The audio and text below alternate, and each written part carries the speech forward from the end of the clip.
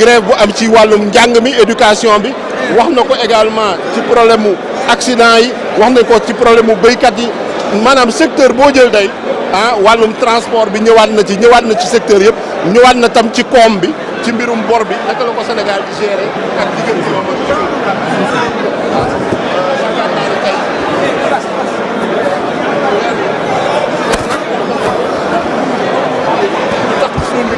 vraiment ñu jublu si liggéey bi parce que su liggéey rek moo ñu mën a may koom te koom boobu nañuy séddalewaat ci biir sénégalais yi su dul loolu rek maanaam tey su amul croissance tey doo am loo xam ne koom boo xam ne moom ngay mën a séddale donc loolu je pense que amoon na solo. Sur la criminalisation de l'homosexualité gis nañ défi bi nga xamante ne moom la lancé opposition parlementaire bi mais ñu ngi fi woon di wax mais nañ fexe ba bu ñu indee loi bi ñu taxaw voté ko. C'est-à-dire qu'il y a des craintes pour ñu rejeter la proposition ou le projet de loi. Bon ñoom mënuñoo rejeter dara parce que minorité lañu maanaam tey groupe parlementaire Pastef su ko voté rek loi ba jàll donc lu ñu leen di woo mooy mbirum wax jeex na mais jëf nañu toll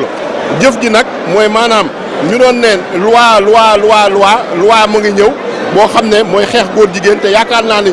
kuréel yu si doon yëngu ñu si ëpp ànd nañ ci loi bi donc yaakaar naa ni loolu daal moo ci am solo. et ça veut dire concrètement que Pastef da koy voter carrément la criminalisation. mais loolu amul werante ñun ñoo ngi ci doon liggéey ba créer groupe de travail recevoir nañu ànd sàmm jikko yi ba ñoom ñu jox ñu proposition de loi bi ba ñu commencé liggéey teg groupe de travail jël suñu juristes yi ñoom ñu commencé sëgg mais gouvernement ak premier ministre Ousmane Sonko jiituñu ci génnee projet de loi mais loolu kay ku bëggoon génnee proposition de loi ñu jox la projet de loi lan moo ci am solo mooy loi bi voté mu ne projet proposition benn la suñu voté loi bi kenn xàmmeetul ndax projet la wala proposition la. beneen point d'achoppement mooy la question des arriérés des étudiants mooy li nga xam ne moom mooy les rappels le ministre de l'enseignement supérieur jàpp ne yoral ñu étudiants yi dara te étudiants yi jusqu'à ce jour gis nañ commentaire yi ñuy def jàpp ne war nañ leen fay. est-ce que loolu également du yokk difficulté. ministre de l'enseignement supérieur. lu mu wax dafa leer naññ. amalul benn étudiant ay arriérés de bourse maintenant ñëpp. ñu jéem a jël Toumani.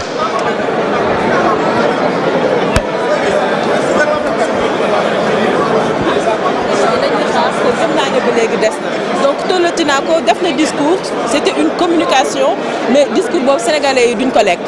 wasalaam. criminalisation de l'homosexualité ñu bëri tey dañ ko doon xaar mais mu mel ni peine yi nga xamante ne nii wax nañ ko dafa ndaw. waaw loolu moom mooy seen argument seen explication en tout cas wuute na ak engagement yi mu jëloon bi muy def campagne électorale loolu du ma ci sori parce que ñoom ñoo xam lu tax tey ñu choisir de durcir les peines au lieu de criminaliser mais li ma xam mooy nit bu jëlee ay engagement ak lu mu métti engagement yooyu na ko respecté parce que loolu la sénégalais yi doon xaar ci ñoom. député Alioune Ndiaye sànq dañu gis mu attaqué la ñu gis député Alioune Ndiaye bu passé yëpp sànq dañu gis mu dal sa kaw nga jóg nga ne da nga koy porter plainte ndax loolu yaa ngi si ba léegi wala. non man waxuma ne dama koy porter plainte il faut pas déformer mes propos mais li xew ci assemblée bi dafa ñaaw te lii laa yàgg a dénoncer parce que li ma wax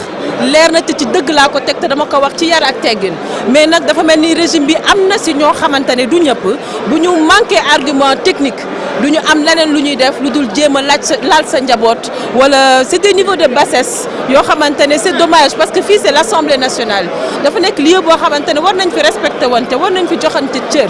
waxuma fi loo xamante ne war na mën a wëlbatiku di ma saaga loolu nag ñaawlu naa ko ba ci kanamu ñëpp mais heureusement nag citoyens sénégalais yi ñoo ko fekkee et te sama discours sax bi may wax ak premier ministre sànq ci loolu laa mujjee mooy li nga xam ne mi ngi xew ci biir assemblée bi dañ koo ñaawlu dem ba ci président assemblée nationale lii ngeen dégg tey njëkkul tey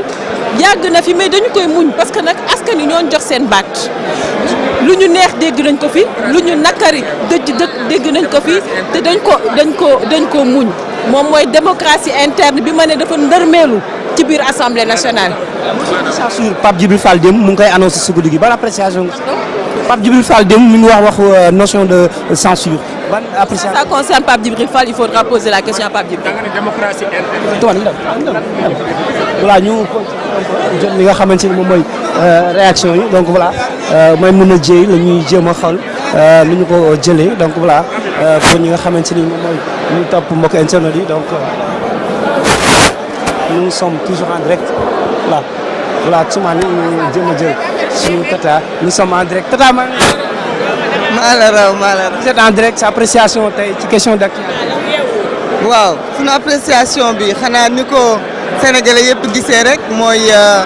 mu nekk quelque chose de logique ah dans la sincérité dans la vérité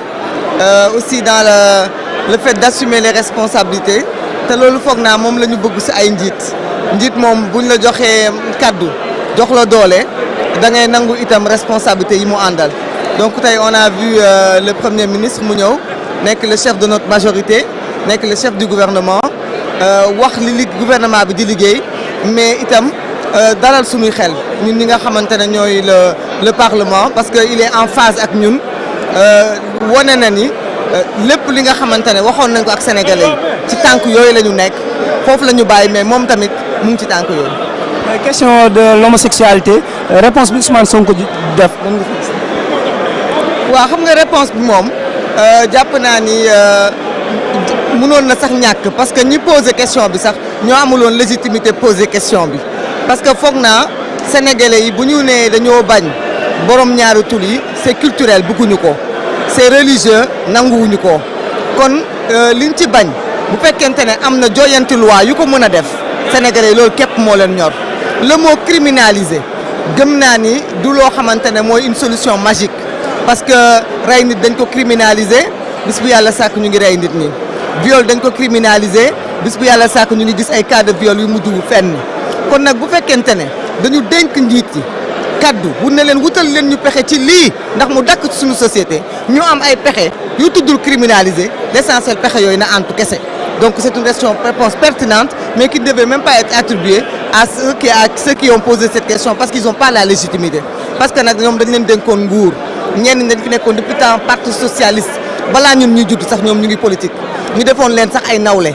yàgg leen gis ñuy xeex yàgg leen gis ñu taxaw te lii tey ñun ñu nekk ci yoonu saafara ñoom mosuñu koo saafara kon nag gàcce ngaalaama au gouvernement en tout cas et à toutes les autorités yi nga xamante ne seen doxo dugg na ci lii surtout nag aux associations ay ànd sàmm jikko yi association ndeyu daara yi ñi nga xam ne ñëpp boobu ba léegi ñun depuis temps Yewwi Askan Wi ñu ngi lëkkaloo ak ñoom pour indi pexe ci li nga xamante ne phénomène de société la mais itam challenge la parce que on doit pas laisser à nos générations yi ñu fiy bàyyi loo xamante ne baaxul. yaa ngi dégg Ousmane Sonko également ñëw na si kaaw étudiants yi mais Madiambal Diagne sànq gis nañ mu def benn poste naan Ousmane Sonko moom moo ordonné à ce que ñu dem def violence kaw étudiants yi loolu aussi nan nga ko gis. waaw xam nga nekk tey moom foog naa mënoo jël kaddu le premier ministre Ousmane Sonko chef du gouvernement chef de la majorité parlementaire di ko comparer ak kaddu ki nga tudd léegi parce que y a des gens qui pensent que lépp la ñu mën a politiser lii kenn mënu ko politiser parce que mort d'homme bu amee kenn waru ko mën a politiser je crois que un chef de gouvernement qui prend la responsabilité de dire li am assemblée li am université sunu responsabilité la man en tant que premier ministre sama responsabilité la moom il devait applaudir parce que loolu képp moom lañ doon xaar ci moom li ci des nag mooy spéculation yi foog naa famille bi nga xamante ne sax ñoo ñàkk seen bakkan du ñu gëm loolu attentuma sénégalais yi nga xamante ne xam nañu ni bu doon suñu sago li am université du am université bu doon suñu sago parce que ñun ñi en tant que député taxaw nañu fii indexer le gouvernement indexer les ministres yi nga xamante ne ñoom ñoo concerné donc kenn ku nekk rek bu defee responsabilité am lii du amati mais itam lu am solo mooy le premier ministre accepté na la responsabilité des FDS ci lii ay mesures ñu ngi koy jël le ministre de l'intérieur jël na ko foog naa ni njiit mënoo tere bavure am mais li nga mën mooy bu amee nga teg daan yi nga xamante ne mooy tax nit ñi xam ni justice sera rendue donc ñun loolu kese la ñuy rafetlu di ko encourager moo gouvernement am ñu continuer ci loolu naam mënuñu lépp baax mais lépp loo xamante ne baaxul nañ ci jël ay sanctions pour que population bi mën a dal. Ousmane Sonko nee na dossier justice bi aw ma ci yaakaar loolu aussi ban dégg-dégg nga ci am. waaw loolu mooy ñun li ñuy wax boobu ba léegi nit ñi di ko bañ a dégg ndax le premier ministre Ousmane Sonko li mu wax ci justice taxawaay bi mu war a def ñun ñëpp moom la ñuy ŋàññi parce que tey boo xoolee justice ñoom faluñu leen comme ñun ñu falee ñun politique yi ñun ñooy rendre compte ñoom ce sont des magistrats ñoom ci ñi nga xamante ne sax dañoo bokk sax ci parquet gis nañu seen taxawaay ñun fii ñaata nit lañ fi futti ñaata nit lañ fi dindi seen malaanu kiirlaay ñaata nit lañ fi indexé ana ñooñu ñun dañuy ñëw en tant que ñun parlementaire nañu lever leen immunité parlementaire Massamba ñu dindi ko jébbal ko justice di def lu ñu war a def te pourtant ñun bu ñu koy lever dañuy jox dossier yu mat sëkk dañuy jox ay rapport jox ñu ay enquêtes yoo xamante ne moo tax ñu lever ko mais dañ koy lever ba pare nit ki dem ñibbi këram kon loolu bu ko waxee ñun duñ dem mënu lu dul dëggal ko parce que loolu nag moom moo am justice bi nag moo war a xoolaat toogaayam parce que réew politique kese du ko liggéey politique da koy liggéey société civile di ko liggéey justice di ko liggéey ñëpp dañ ci am seen wàll amu ci yaakaar mooy justice yi les juges mais ce sont des Sénégalais comme tout le monde ni corruption bi amee ci police am feneen mais noonu la amee ci juge itam te ñii ñuy topp nag ce ne sont pas